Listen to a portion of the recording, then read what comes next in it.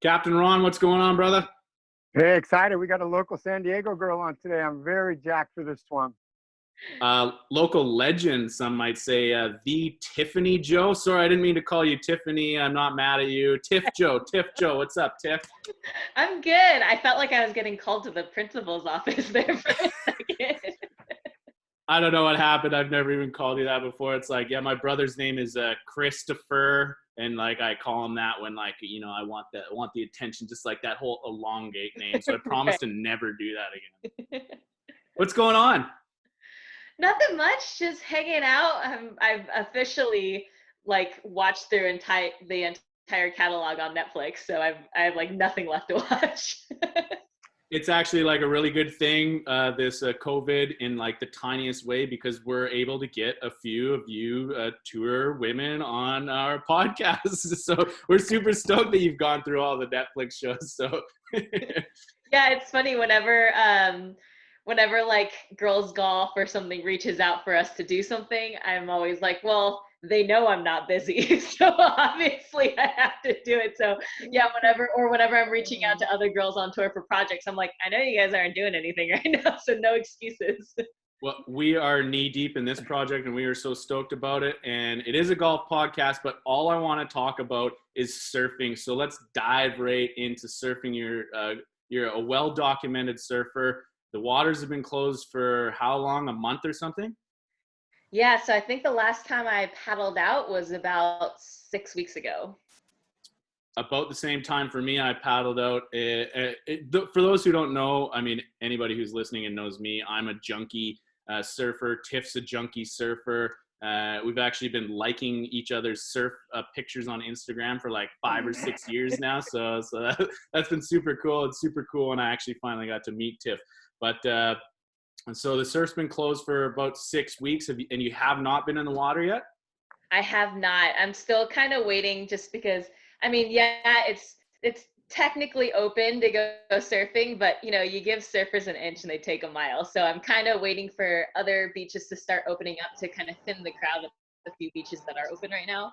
And then also I'm waiting for the bioluminescence bloom to die down a little bit as well. Yeah, you and Ron. Sorry, you and Ron were just talking about that before we actually press record. Can we like repeat a little bit for the listeners not in California and talk about the luminescence, what that is? And please go ahead. Yeah, you want to explain it, Ron?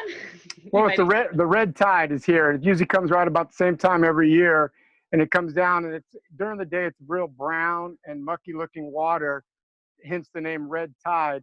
But then at night, the bioluminescence, when any agitation happens on the water, the waves crash in the soup, the whitewash turns a light blue, almost iridescent, fluorescent color out there. I was out there last night till about 11:30 at night, and it was, I can count. I need extra hands to count how many people are out there on the bluff here in Solana Beach watching it go off. It is pretty exciting to watch, but you don't want to swim in there. It's not real healthy with and the algae does float. I saw in Carlsbad there was all kinds. Here in Encinitas, not so much. Now in Solana Beach there is. So it's working its way north to south. Yeah, I've heard that it does have a little bit of toxicity. So like I've heard of a lot of friends paddling out in the algae bloom and getting like skin irritations or getting kind of sick. So yeah, I've always kind of thought it's better to be safe than sorry. So I won't paddle out in it. It's nice to watch from the shore in the evening hours. But yeah, there were a couple surfers out there last night, actually 10:30 at night, they paddled out. Watching them catch a wave, you could see them paddle, the blue, blue, blue. Then you get up, and it was kind of neat watching that, but better them than you guys. I don't surf anymore. I had near drowning experience years ago, and I respect the ocean way too much. Yet I've grown up living within stone's throw of the beach my whole life. But it's a lifestyle, not a sport. It's a wonderful, wonderful, lifestyle to get into.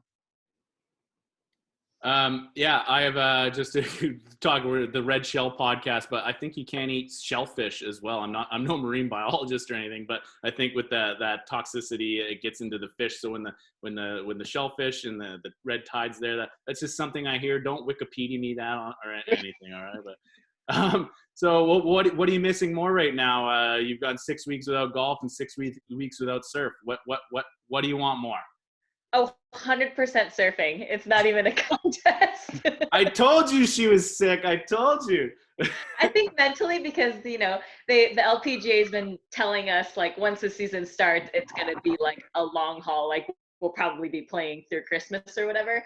And so I think mentally preparing for that, I'm like, we're gonna get plenty of golf. But I mean, during that time, I'm not really gonna get any surfing either. So this is definitely the longest time I've been home and have been not in the ocean. So that's been a little bit tough. Are there any other ladies on tour that paddle out with you? Any other surfers? Any South Africans or anything? Australians?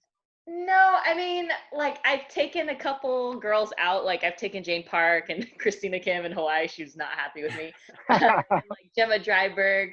Ryan O'Toole is actually used to Sure. grow up. She grew up in San Clemente, and she was like a sponsored surfer and skater when she was little before she played golf. So I would say like she's probably the best surfer on tour. But yeah, other than us two, I don't really know any who are just head over heels like we are. What break do you like here locally? It's funny. So for me, I'm not very good. So it's more important for me to like rather than the quality of the wave, it's like lack of crowds and like lack of stairs and not having to parallel park. That's how I gauge how important the break, how good a break is to me. So for me, I like just going to La Jolla Shores because there's like plenty of parking. It's like a beach break. You can spread out. You don't have to like compete with other people for waves. And so I would say like La Jolla Shores and like San Onofre are like really fun breaks for me. You like a longboard, right? Yeah, I like a lot of volume. I don't like paddling. I just want to say for the listeners that, I'm not going to say bullshit. I'm going to say it's baloney that she is no good and doesn't know how to surf. If you follow her Instagram at any point in time, she's got some story up there and she's like shredding it. She's hanging 10 off the nose, doing all sorts of tricks up there. And, longboard or not, volume or not, she can surf and she is very, very comparable at that. I'll tell you what, my new favorite hobby right now is like practicing cross stepping on my foam roller.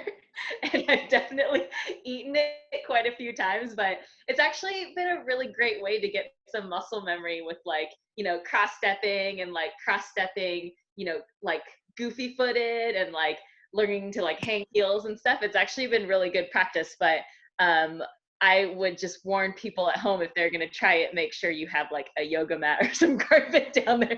Don't do it on hardwood floors because you'll eat it real fast. I've seen you practicing that drill on your news feed there on Instagram, and I'm like, yeah, that would go over pretty well. But so like, what is your surf story? How did you get into that as an adult, right? Yeah. So, and I have like a newfound respect for people that pick up golf pretty late in life just because I mean kids are jerks. They just pick things up so fast and when you grow up like in the ocean or you grow up on a golf course, it's obviously a lot easier to get better at quickly. But as an adult, when you're like in your 20s or your 30s, I feel like it's a lot more difficult and it comes a lot slower. But actually, I started surfing the off season right after my second year on tour, and I had actually just lost my tour card. And so, in the 2 months between the last tournament and going back to Q school, I was just like so tired and exhausted and fed up with golf that I kind of booked one of those like the Eat, Pray, Love, Find Yourself surf yoga retreats in Nicaragua. And so I ended up going down to Nicaragua and doing this surf retreat and just fell in love with it. And I had actually never tried surfing before that point in time, even though I lived like 40 minutes away from the beach as like when I was growing up. But yeah, I came back and like went straight to Costco and got my like $100 Wave Storm surfboard and started going out pretty consistently. But like in retrospect, I look back and I think, yeah, at the time, like losing my card seemed like it was the end of the world and it seemed like such a bad thing. But in retrospect, I look back and think if I hadn't lost my card that year, and I ended up getting it back at Q school like 2 months after that, but if I hadn't lost my card that year, then I never would have discovered my passion for surfing. So I definitely look back on that time whenever I'm like struggling with anything because like even out of really bad circumstances, like great things can come out of it. Oh, no question. I mean, it's actually absolutely consumed my last like half of a decade, 5 or 6 years or so. And just like, what about the similarities between golf and surf, like, is there anything that you can kind of cross over there? Do you think, like, I think there's quite a few from especially like a mental standpoint. Any thoughts there?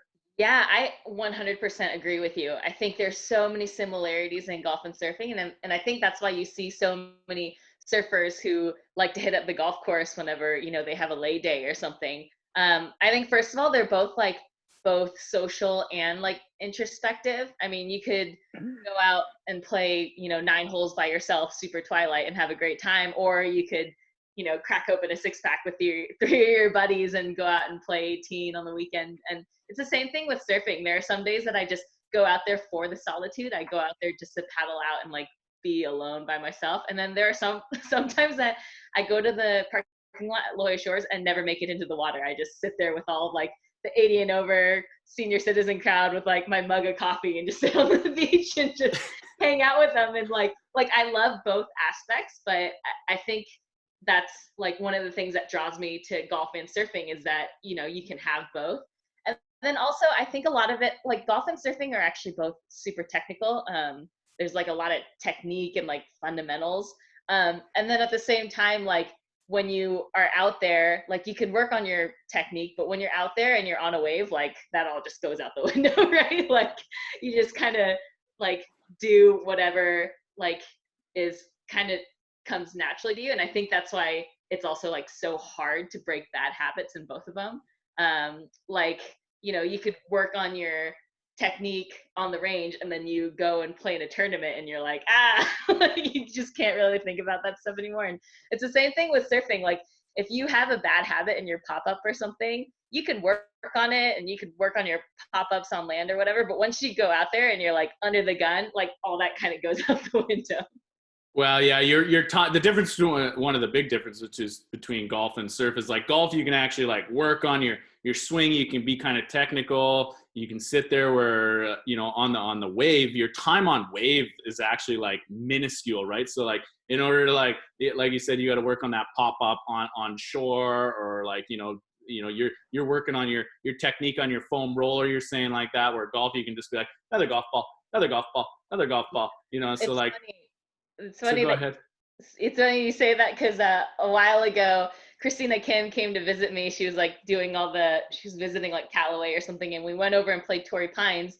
And after we finished, I said like, "Do you mind if I just catch a couple waves at La Jolla Shores before we go to brunch?" And she was like, "Yeah, sure. I'll just sit there and watch." And so she watched me surf for like 30 minutes, and I caught like maybe 1 or 2 waves. And I got out, and she was like, "You know, Tiff, you love it.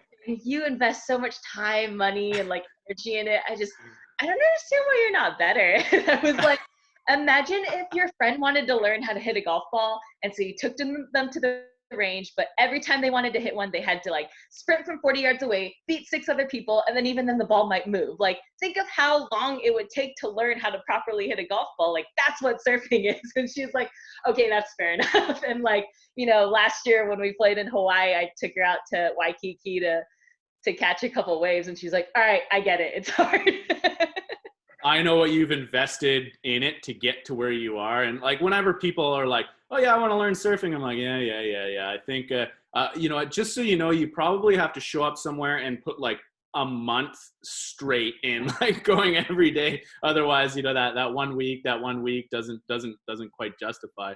But well, I guess one of the things I think that is so similar between golf and surf is like, it's on the wave, you have to be 100% present. Like you said, like you don't, once you are up on the wave, and I think it's like a great escape, you don't have that option anymore to like think about where your footwork is going to be. It's just like all of a sudden reacting. And like when you're in the zone on the golf course, you're out there and you're in the moment, you got a bunch of birdies on the go, and maybe every golfer doesn't, you know what I'm talking about.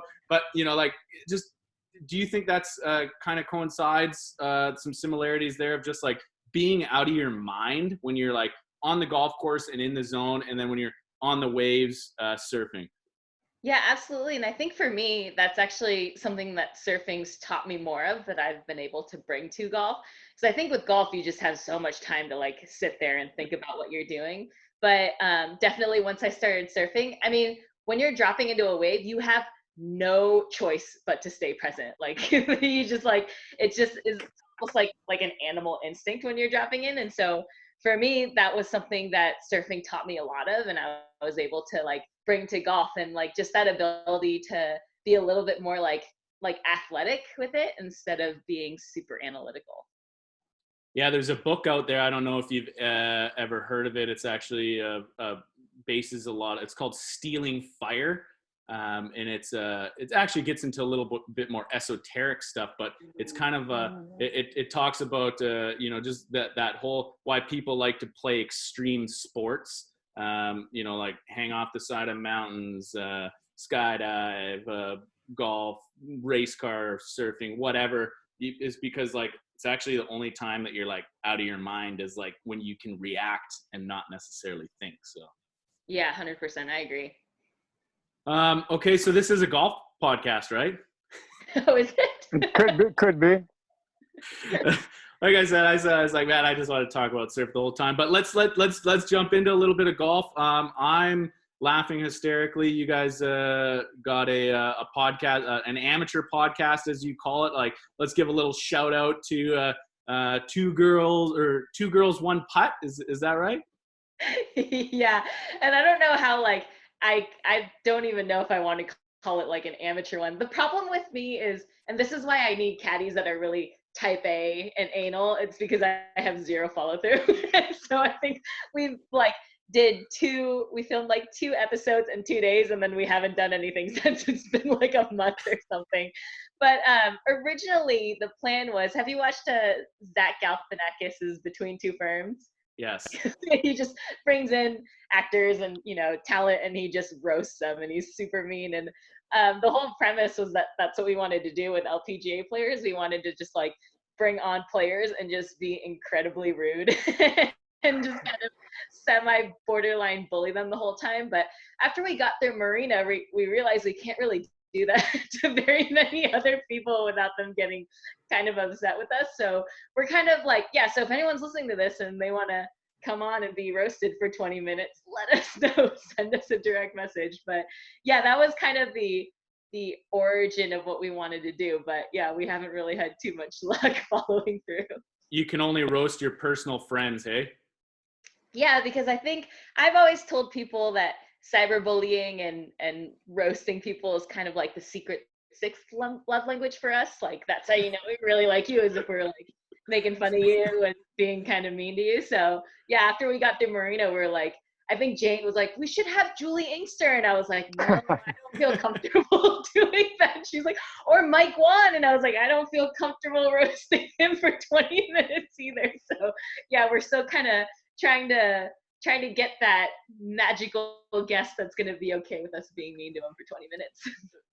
I hope I get roasted by Tiff Joh one day. But well, you say you don't have the personality to push through with stuff. So this just brings me to your caddy, as you brought up caddying, Beham, who I roomed with in Australia, and I made the mistake of calling her Brittany, and don't do that. Oh. Okay, that's like calling Tiffany. All right. But yeah, she told me that you she does all the numbers.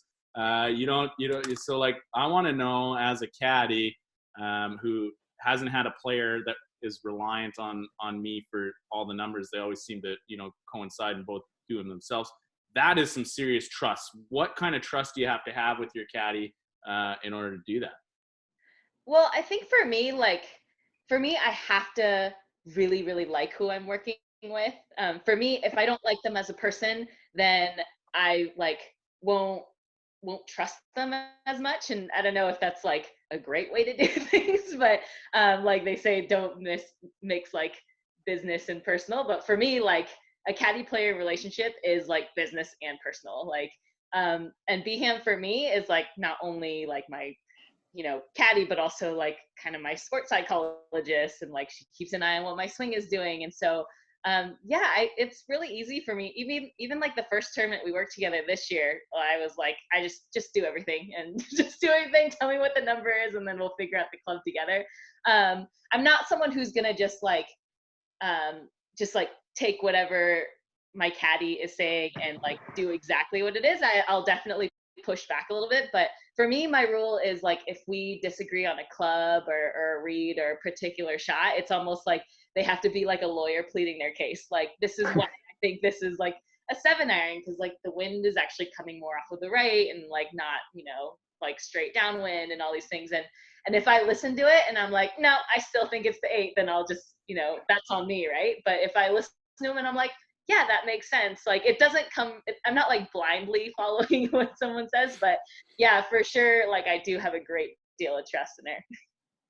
What about when it comes down to putting? Do you read your putts or do you ask for a little input? Kind of the same thing where I'll pretty much read all my putts, but if I'm not sure, I'll ask her. And then it's kind of the same thing. Like, if like I struggle to read grain, and so if the greens are really grainy that week, I tend to rely on her more.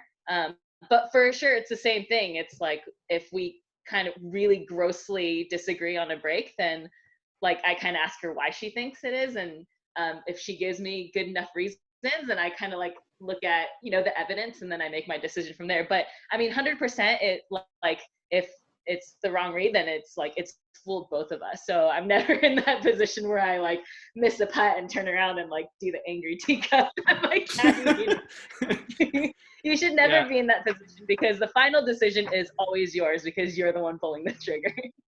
100%. You're the one hitting the shots, and we've had this conversation with multiple women on this cast for sure. But super shout out to Beham, because she is awesome, and you're lucky to have her on the bag for sure. And what an amazing amount of trust. I don't know if I can handle that pressure. I want my player walking those yards too. Tiff, talk to us about the onesie, please. Your Instagram is great, and we're gonna go all over your social media handles by the time this podcast is over. But if you don't follow Tiff Joh, you gotta follow her. She is absolutely hysterical. The onesie, we want the story. Please tell us. Well, for the record, I was into the animal onesies before they became like a weird obsession. I think I like must have worked. Oh yeah, I think it was maybe 8 years ago. I was like getting really into the whole CrossFit thing, and there was a group of guys at my gym, and we kind of called them the frat boys because they were constantly like partying super heavily. And one of their favorite things to do was to like each dress up in a different animal onesie and like hit up the bar and just like hang out at the bar. And it was like, what I'm realizing is that when you're in like a group of people, it's funny, but when you're by yourself in a unicorn onesie, like eating at the Quiznos, like people get disturbed. There's just like moms hold their children closer. Like, don't look at that strange lady. But yeah, so I actually ended up like going on Amazon, and I bought this really cool unicorn onesie, thinking like, oh yeah, the next time they go on a pub crawl, they're gonna invite me and I'm gonna get to hang out with them. And like the instant I bought mine, it instantly lost its cool factor and they stopped doing it. But I think from there, I just like, they're really comfy, you know, and I just started wearing them pretty habitually. And now I'm that weirdo. How many do you own? How many is like socially acceptable for us? Hey, not many people are listening to this podcast yet anyway, so just be honest. I mean, it's probably like 16 is okay, right? That's fine, right? I was going to say the over-under is 20. You know, if you're over 20, that's kind of the number for sure. Yeah, if you have 21 onesies, you're a weirdo. But like 16, 17 is fine. So obviously an amazing sense of humor on tour. You seem to attract, like you've been out there 8 or 9 years now, Tiff, is that right? Yeah, this is my 10th year on tour. Oof. And so like that sense of humor, where does it come from growing up in the Korean, American background? Like what's going on here? Is your dad the funniest guy ever or what? I'm not really sure. Like I've always appreciated a good pun. Sloppy Joe, my email address is like from like 6th or 7th grade, and I thought it was really clever at the time. But it's really not until like the last 3 or 4 years where puns started being funny again. I think when I was in middle school and every time I would drop a pun, it's like, oh my gosh, you're such a dork. Like you're such a weirdo. But now like people are starting to appreciate them a little bit more.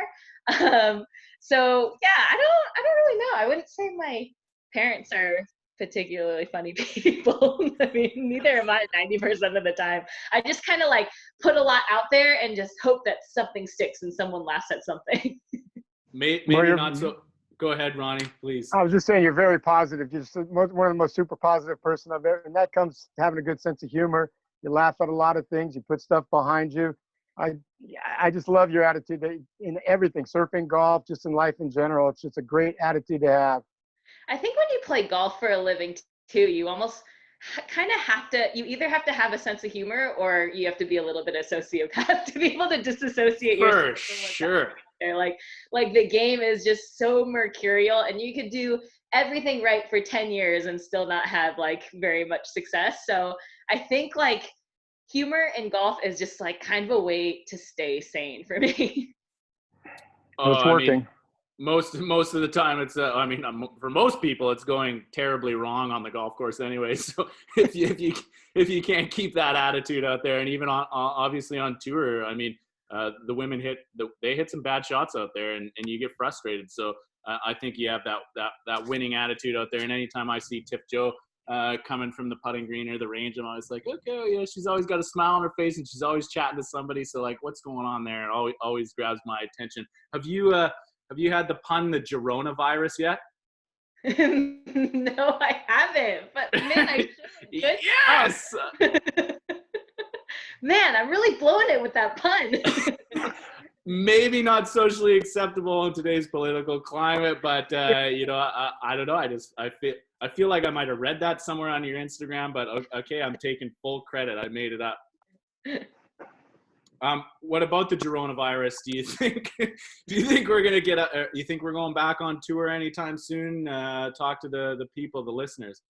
Yeah, I mean, it sounds like they're shooting for like a June start. I don't know like how that like realistic that is yet, but I think it's kind of like up till this point they've been kind of doing it on a day by day basis, just based on like what's going on in the US at that point. But I mean, like talking to other girls, there's a lot of stuff that I hadn't even thought about, like, you know, having everyone tested, like players and caddies when it comes time to play, like spectators, no spectators, like just like there's so many things up in the air that, I mean, they tell us June, so I'm like, all right, I guess like at some point in June I should probably start practicing.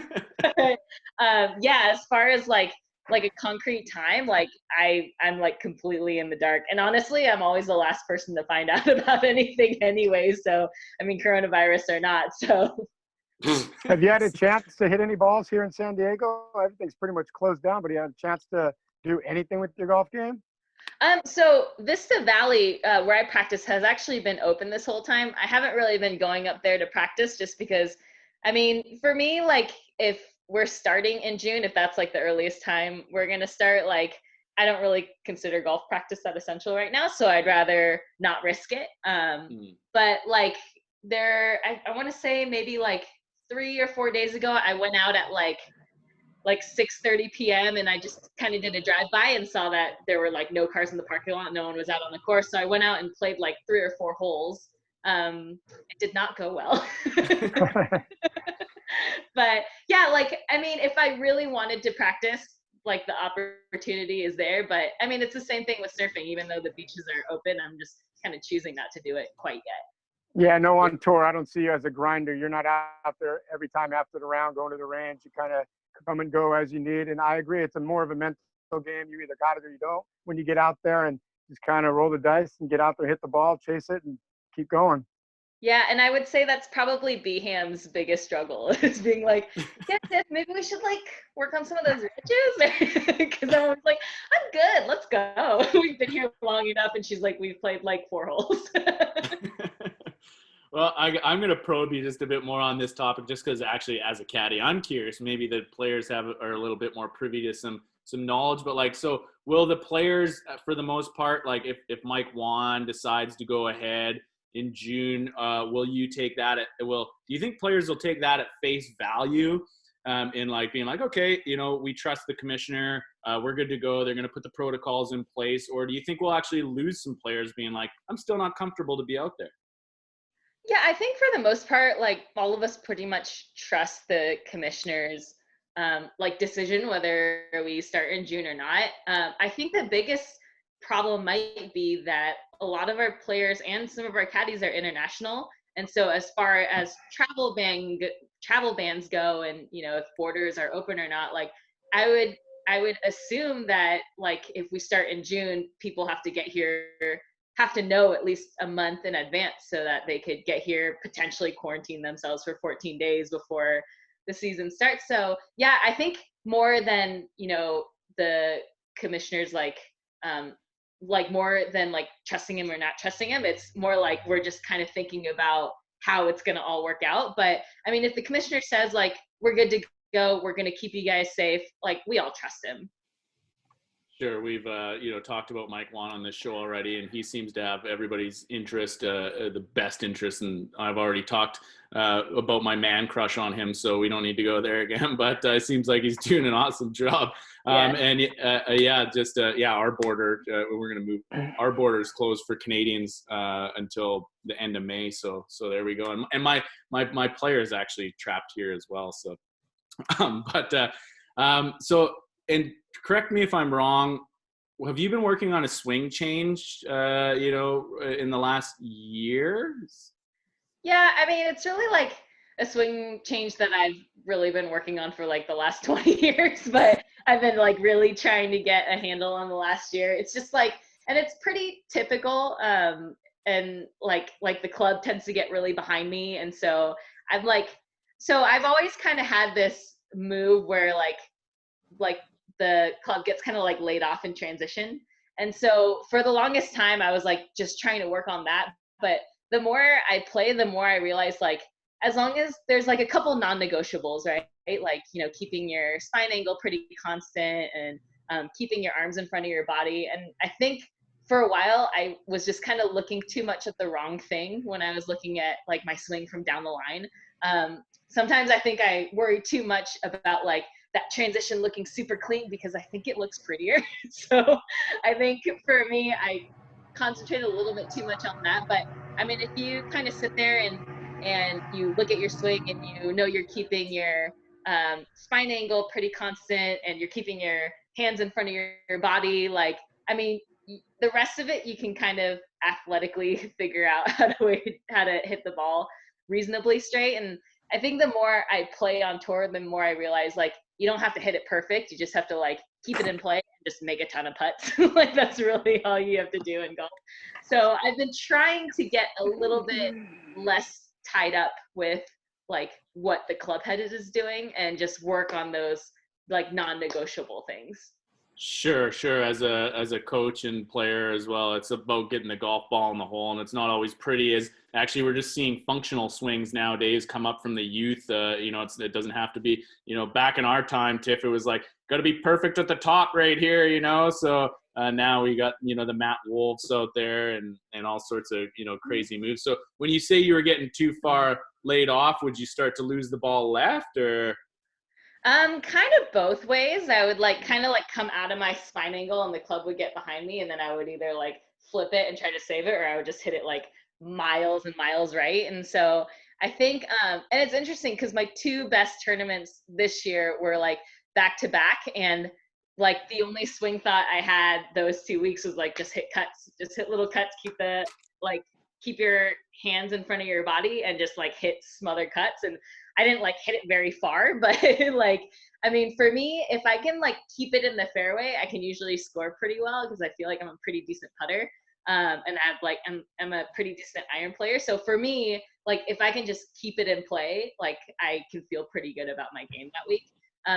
So yeah, like in Thornbury and Toledo, those 2 weeks back to back, the entire time I was like, just hit some smothered cuts. And it's funny because the 18th hole at Thornbury, you actually kind of need a little bit of a draw, and like the rest of the holes are wide open there, so it doesn't matter what you do with the ball. But that's the only hole where like there's a bunker on the left, there's like hazard on the right, and it kind of doglegs over to the left. And I was like, should I try to hit a draw? And I was like, nah, just like skim that tree line and hit a cut back into the fairway. So yeah. What makes you love Thornberry? I've seen you have a couple good, I mean, it's not on the schedule anymore, but you have a couple really great finishes there, and like the winning score is like 25, 30 under. Is it like, I've seen your stats, you're definitely a strong putter. Is it because you just get on the green and you can eye up and make anything, or? Yeah, I think the biggest part is that the fairways are super generous. So for me, like I would say driving the ball is probably my biggest weakness and putting is probably my biggest strength. And so for me, like Thornberry, I've never really gone there hitting the ball well, but I can keep it in play because the fairways are really generous and the greens are quite big as well. So it's kind of one of those situations where I'm like, all right, just get me on the green, get me on the green anywhere within 30 feet and I can probably make it. So How do you feel about it not being on the schedule now then? I'm super bummed and like, yeah, I'm like, man, you had to take that one away from me. But yeah, I'm not super happy about it. But yeah, you never know. We might bring it back one day. Well, you're an awesome talent, and actually, since I've dove into you, you had like a pretty outstanding collegiate career, 2 top 5s. You've had a bunch of top 5s over your career. Like now, you're in that like what we consider prime golf age. You know, how do you feel about that, and what are some goals that you have moving forward into essentially your prime, Tiff? Yeah, I mean, so this is like my 10th year on tour. So I would say like, if you ask me how I feel, it would mostly be like tired. But yeah, I think for me, like my goal is always to like not necessarily win, but to just put myself in contention more often. And last year was like kind of a good start to get that rolling. But for me, like I don't really play on tour because I like want to win a bunch. It's because I just like love the thrill of competing. And I think to get that feeling, you just have to put yourself up there more. So that was kind of my biggest goals for this year before we kind of stopped playing for a while. So yeah, I would say that's my biggest goal this year. Yeah. After UCLA, did you have a plan B if golf didn't work out for you? Um, yeah, I think I like had planned on just going to grad school or something. Honestly, like I graduated in June and then I played the remainder of the semester tour season that year. And like played awful. So at that point, before I went to Q school that off season, I was almost thinking like, should I start like doing applications now? And then I ended up just applying for Q school and then like getting some sort of status. So yeah, that was definitely an impetus in keeping me playing golf. Well, a couple victories on the Symetra Tour will give you some status on the LPGA, so that was pretty good. Yeah. Well, you're 10 years into your career, but you have 20 more to go. So if you're tired, you know, I mean, we see Laura Davies and Inkster out there still. So if you're tired now, you know, we're going to have to keep you going somehow. Red Bull and caffeine. But I guess my question is when you look back on your career, you know, when it is at that stage of, you know, whenever it does end, like, how are you going to define success for yourself?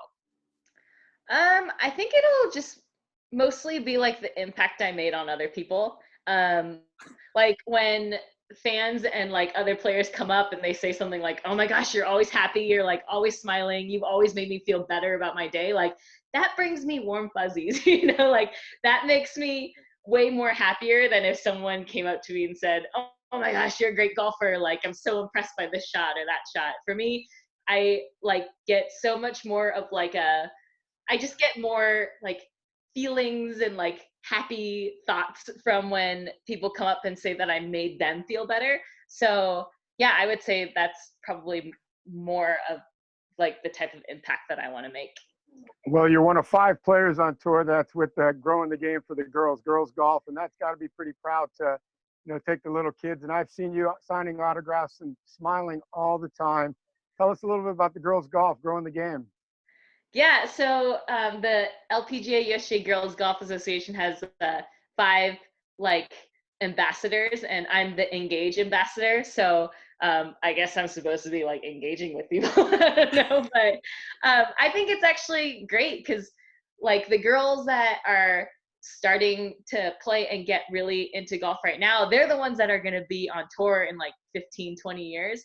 And so I think the more you can reach out and you know, make an impact on those girls, the cycle continues, right? When they're on tour, they're going to be able to impact that next generation. And from what I've heard, that's like one of the fastest growing demographics in golf right now are girls under the age of like 18, 19. So I think it's incredibly important to invest in that part of the game.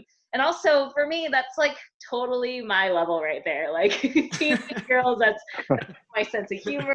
Like, and I think part of me, like from high school, middle school, like still desperately wants to be liked by these girls. Like I'll be in the froyo shop and these girls will be talking about something and I'll be like, yeah. And they'll be like, all right, creepy lady. No, you're a great ambassador for the game, and you do bring the attitude, and you bring engagement. You bring them into your circle. Keep it up. And I think like the biggest like worry I have about younger golfers are that they might take it too seriously at a younger age. So the more that I can show them that like even at a professional level, you don't have to be that serious about it, I feel like the better off they'll be later in their career because, you know, they won't get burnt out. They'll continue to grow in their love of the game. So yeah, for me, like I don't know how much of an impact I can make, like actually helping them with their games or anything, but if I could help them with their attitude, like that's totally my wheelhouse. 90% mental and attitude out there, 10% technique. I think you being of service and helping out the young ladies is goes tenfold over anything else. So the girls golf is super fortunate to have you. I like love to that. say it's like 90% mental and attitude, 10% technique, and 10% math. Hold on a second. Does anybody have a calculator on them? Wait a minute. What does that have to add up to? Well, Ron and I know this is contradictory because we're two males, but we love the women's game. We love being out there, and we hope we can shed some light on it as well with this podcast and just bring any little bit of exposure helps, right? So that's great. Now, I guess like in the past 5 years since you've been on tour, what's a new belief, behavior, or habit that has most improved your life, Tiff? Man, I would say just like mostly like kind of learning to develop your own intuition for what you need. Like, yeah, definitely there are some days where you need to like have that checklist of drills you need to do and you need to like work out and do all these things. But I mean, there are also some times where you need to like throw that list out the window and just like binge watch Ozarks for 3 days straight and get out of bed. And I think that's like really where my like treat Joe self motto came, is from being able to like play an entire season and then for a month just leave the clubs and not touch them. And I think for me that's been like the best way to kind of have some sort of moderation in a game that like doesn't really allow for a ton of moderation. Like if you're a professional athlete and you play golf for a living, like it's almost like you have to like not like you can't be normal and be great at something, it seems like, right? But I think there's something to be said for being able to listen to your body and listen to yourself and like kind of develop a sense for what you need at that point in time. And sometimes it might be like you need to go to the gym and hit it hard, and sometimes it might be like, no, just like sit on the couch, wear a unicorn onesie and eat an entire sleeve of so like there's definitely a time and place for both. And I think that's been, I think for me, the key to being on tour for 10 years is being able to develop that moderation and know like intuitively what I need at any point in time. What's maturity? Yeah, it's getting old. No, I mean like 100%. I think that's one of the things in Canada, you know, growing up, you know, grinding and looking for to be a professional golfer is like, we didn't have a choice, right? So like you're in San Diego, most tour players living south of the border, they can golf 100 or 365 days a year. Well, up here, we literally hung the hooks up 6 months later, you know? So there was this like inherent like excitedness when the season would start back up and like you were like ready to grind, you know, but half a year's too much for anybody to ever go without anything in my opinion. But I think seasons are really important. And now young people, especially with early specialization and like how hard it is to get on any professional sport, like there's no time to sit back and like there's so much peer pressure and social media. So you know, is that some advice that you'd give young people then, is to just like take time off, take a month off? You know, like how would if you were advising one of the girls to golf kids, like how would you go about giving that advice? Yeah, I would say like the number one piece of advice I give any junior at a junior clinic is to play every sport you can, play every instrument you can, and just have like a variety of hobbies. Because I always say like you can always iron out your swing and get better at things later in life, but just just sheer athleticism that really can only be cultivated when you're super young. So I always say like play every kind of sport, like don't specialize in one thing. Like I think that's the worst thing you can do as a kid is to take one thing and try to specialize in it, because not only are you kind of like stuck in that whether you decide 10 years later whether you really love it or not, but also like in terms of injury, like golf is such a repeated motion, it's so hard on your body, and the more you can balance it out with like a million other things, I feel like the better off you are, like physically, not just mentally. Yeah, we talked about this in depth last week with Kelly Tan, just about being a functional athlete, you know, multi-sport athlete as opposed to early specialization. So again, just repetition from another great player and awesome advice. Again, something else. Can you talk to us? You know, I swear we don't have too many more questions here, but you put out a really awesome video maybe today or yesterday, and you're quite a guitar player, and that is just before you intervene here, you golf at a high level, you surf at a high level, which are already two extremely difficult sports, and you can play guitar and sing at a high level. Like, where does that come from? So I actually started golf when I was around 12, which is pretty late for most of the girls on tour. But before that, I was like a total music nerd. So I played like classical piano since I was like 4 or 5 years old, and played violin in orchestra. I played saxophone in band. I played flute in marching band, and then I picked up the guitar in college. So I Those played. Korean parents. I know, you gotta have that piano and violin. But it's funny because when I was in maybe fourth grade, I actually went to this summer piano academy at Indiana University, and it was like a rigorous program. It was like college level, so you had like 2-hour lectures every day, and you had like meetings with professors and stuff, and you had to send an audition tape just to get accepted into the program, and there were only like 15 to 20 kids that got accepted. And at the time I was like 9 or 10 years old, but I remember I got there and there were these kids that were so talented, like kids from like Russia. There was one kid from Kentucky that had taught himself like improvisational jazz piano and like lived 30 miles away from like his piano teacher, and like commuted just to go see her and everything. And I realized there that I just had no future in music. So like I came back and pretty much quit piano that day. But yeah, like I would say music was my first love before golf or surfing. So I think music is just one of those things that I've always had an appreciation for growing up, because it was such a big part of our family. And it's funny because there's no one in my family that I would say is like very athletic or into playing sports. I'm probably like the one outlier that like enjoys playing sports, but everyone in my family is really into music. So I would say that's probably where that came from. Really, really good. I suggest everybody checks it out after they follow you when you give your handle at the end of this. But no, a great voice, great talent on the golf course, on the waves, on the guitar. So Tiff Joh, everybody. When you feel overwhelmed or under focused, what, like, other than surfing, is there something that kind of brings you back, like resets you? Food, tacos, family, like what gets you when you're in that state? Back to Tiff Joh. Well, I mean, definitely fish tacos. That's something. But yeah, I mean, for me, and I listened to Dak Shepard's Armchair Expert. Great podcast.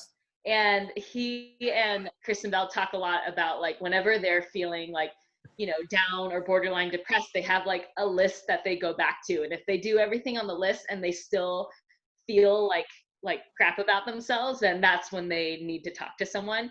And like I also have a list, and one of them is obviously like surfing, one of them is like getting fish tacos with a friend, and then also like playing the guitar, playing the piano, like meditation, like I have like a list of 5 or 6 things, and honestly, I've never gotten to the end of it without feeling better. Like, you know, for me, even like going outside, I think that's one of the things on my list is just going outside and taking a 20-minute walk. Like that makes me feel better. So I think like, especially when you're playing any type of game at sport at a professional level, and like, you know, results almost kind of like ebb and flow.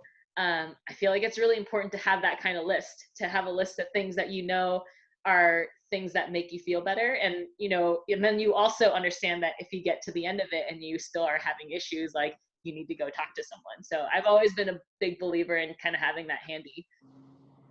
I've never heard this before, and that's you know, I read a lot of these sorts of you know, self-help books for instance, but like can you go into a little bit more detail of like, so is it a physical list? Do you encourage the listeners to actually like write that out, or young people to write that out, to put it somewhere, or a note in your iPhone? I mean, people don't write things out anymore, but like how do you actually tangibly go about that? Yeah, so I have like a physical list that I keep on my phone, and I'm a big fan of lists because I'm not organized. So like I have an app called Minimalist, and you have like you can write down a list, and then you can also tap on it, and then it will put like a timer, like a 20-minute timer on it. And during those 20 minutes, every time you look at your phone, it'll be like, put down your phone.